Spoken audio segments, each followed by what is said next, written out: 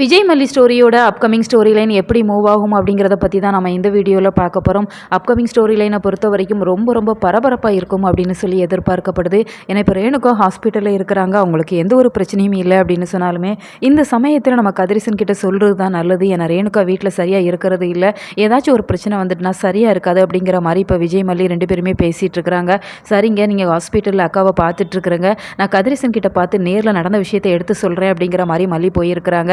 ஏற்கனவே மல்லியை கண்டாலே இந்த கதிரேசன் நிஷா ரெண்டு பேருக்கும் பிடிக்காது அப்படிங்கிறதால மல்லி போகாமல் அவாய்ட் பண்ணியிருக்கலாம். விஜய் போயிருந்தால் நல்லா தான் இருந்திருக்கும். இப்போ மல்லி கதிரேசனை பார்த்து பேசிகிட்டு இருக்கிறாங்க. அவங்க வீட்டுக்கு வரவுமே இந்த நிஷாவுக்கு சுத்தமாக பிடிக்கல.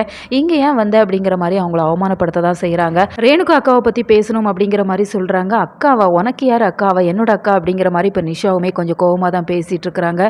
ரேணுகா உயிரோடு இருக்கிறாங்க அப்படிங்கிற விஷயத்தை எடுத்து சொல்லவுமே ரெண்டு பேருமே நம்புறதா இல்லை. உனக்கு என்ன பைத்தியம் பிடிச்சிடுச்சா, அடுத்த ட்ராமா பண்ணிட்டு இருக்கிறியா, நீ வீட்டை விட்டு வெளியில் போறியா இல்லை செக்யூரிட்டி வச்சு உன்னை துரத்தவா அப்படிங்கிற மாதிரி கோவப்பட்டு அவங்கள அனுப்பி வச்சிடுறாங்க. இன்னொரு பக்கம் இப்போ லாயருமே வந்திருக்கிறாங்க. இந்த நிஷா ரொம்பவே சரியாக ஸ்கெட்ச் போட்டிருக்கிறாங்க.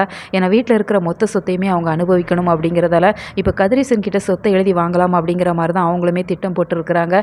இப்போ கதிரேசனுமே அவங்களுக்கு ராசியான அந்த பெண்ணை எடுத்துகிட்டு வர சொல்லி இப்போ நிஷா கிட்ட சொல்லிட்டு இருக்கிறாங்க. இப்போ கதிரேசன் அந்த சொத்து விவரங்களை படித்து பார்த்துட்டு கையெழுத்து போடுவாங்களா இல்லை நிஷாவோட சதி திட்டத்தில் விழுவாங்களா அப்படிங்கிற நிறைய எதிர்பார்ப்புகளோட ஸ்டோரியை கொண்டு போயிட்டு இருக்கிறாங்க.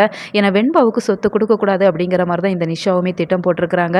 இப்போ ரேணுகா உயிரோடு இருக்கிறாங்க அப்படிங்கிற விஷயத்த கதிரேசன் எப்படி தெரிய போகிறாங்க. ரேணுகாவை ஹாஸ்பிட்டலில் இருந்து விஜய் மல்லி ரெண்டு பேருமே கதிரேசனோட வீட்டுக்கு கூட்டிகிட்டு வந்தாங்க அப்படின்னு சொன்னால் ஸ்டோரி வேறு லெவலில் சூப்பராக இருக்கும். நீங்கள் இதை எப்படி பார்க்குறீங்க? உங்களோட கருத்துக்களை கமெண்ட் பாக்ஸில் சொல்லுங்கள்.